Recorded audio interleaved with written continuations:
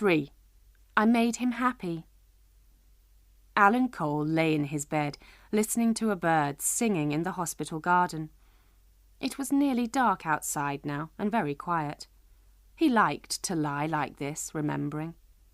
He remembered the way Anna had kissed him and looked into his eyes. He remembered her red-brown hair, her blue eyes, the soft, dry touch of her lips, her deep, happy laugh. She liked to drink whiskey before they made love, and afterwards she often held his head on her chest and stroked his hair. I loved that, he remembered. I felt like a child again, safe and comfortable. Sometimes I fell asleep. And then what? On the night before the bombing, he and Anna had been out for a meal in a restaurant. Then they had gone to the mews to look at the horses. The guards knew she was his girlfriend, so they didn't think it was unusual. One of the horses, Sandman, had hurt his leg that morning, Alan remembered. In the evening, the leg had been hot, so he had put ice on it. Lucky Sandman, Alan thought. He couldn't pull the coach next day, so he was still alive now. Afterwards they went back to his house and made love. Anna had been very excited, Alan remembered. It had been very good. Then he had slept until morning. He woke at 6 o'clock and dressed quietly. But she woke up just before he left. She opened her eyes, smiled at him, and held out her arms to him sleepily. He kissed her and she said, "Goodbye, lover." That was the last time he had seen her. He was still thinking about Anna when he drove the Queen's coach to Parliament with the 6 fine horses in front of him. For a moment he thought he saw her in the crowd, watching. Alan didn't want to think about what had happened next. He stared into the darkness outside the hospital window and thought, why hasn't she come to see me? Perhaps she never really loved me, he thought. Perhaps she's gone back to her husband or found a younger man. It's cruel and painful, but I can't change it. I'll never see her again. He remembered her warm body next to his and the way she whispered his name. There must be another reason. She loves me. I know she does. She'll come to see me when she gets my letter. I wish Jane could meet her. Outside, night had fallen and the birds had stopped singing. Alan Cole lay quietly on his bed, the tears running slowly down his face. Jane sat on the chair in her flat and listened to the man and the woman arguing in her kitchen. She could hear, but she couldn't speak or see because the man had put a bag over her head. Her arms and legs were still tied to the chair and her face ached where the man had hit her. She tried to get her hands free. She pulled as hard as she could, but the rope just burned her wrists. All she could do was listen to the voices in the kitchen. "We must phone him now, Kev. We can't wait." "We've got to wait. It's too dangerous to do it from here, Anna. Wait until we're ready to go." Anna? Jane thought. Was this her father's Anna? No, lots of women were called Anna. "But we can't go until tonight," Anna said. "There are too many people around during the day, and every minute is important. Perhaps Cole has already talked to the police about me. Oh, God, I wish the bomb had killed him with the others." Well, it didn't, and it didn't kill the Queen. Jane's body was shaking. This was her father's Anna.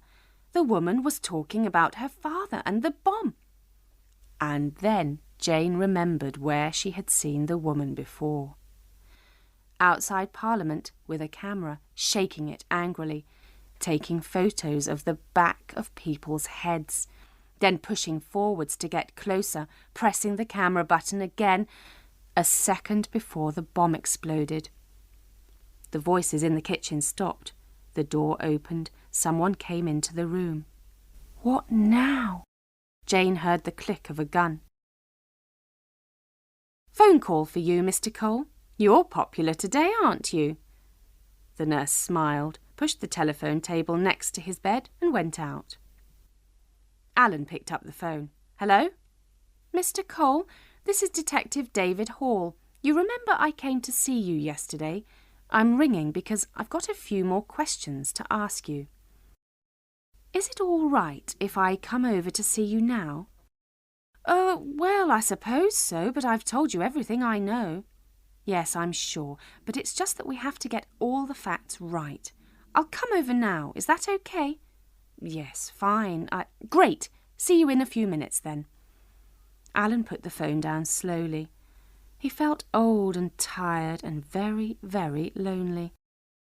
Perhaps I'll ring Jane later when this man's gone, he thought. I hope she remembered to post the letter. Kev pulled the bag off Jane's head, and she saw the gun a few centimetres from her eyes. I'm going to untie this cloth round your mouth, Kev said. If you scream, I'll put a bullet through your head. This gun is silenced. No one will hear anything.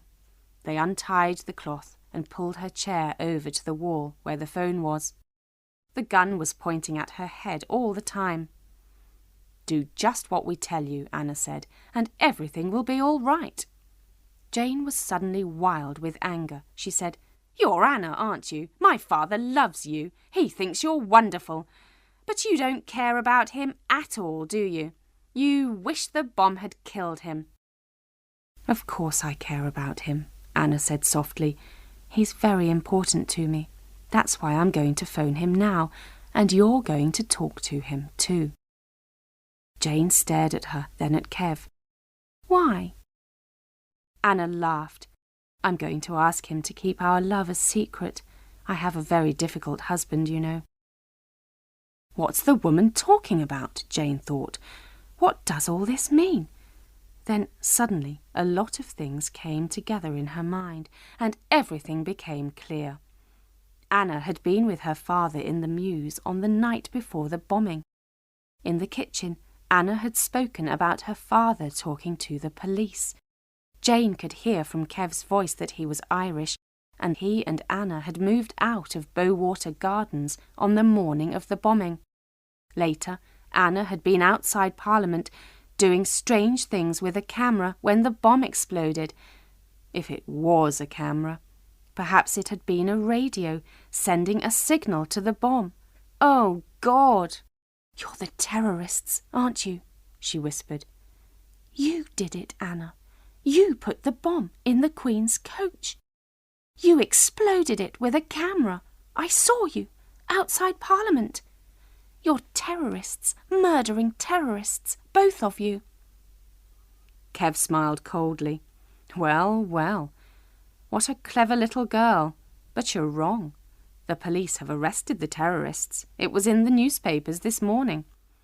So, they're the wrong men, aren't they? It was you two. I know it was. You killed 5 people and took away my father's leg, and now 2 innocent men will go to prison for 30 years for something you did. But you don't care. Kev's eyes were suddenly full of hate. Care? About what?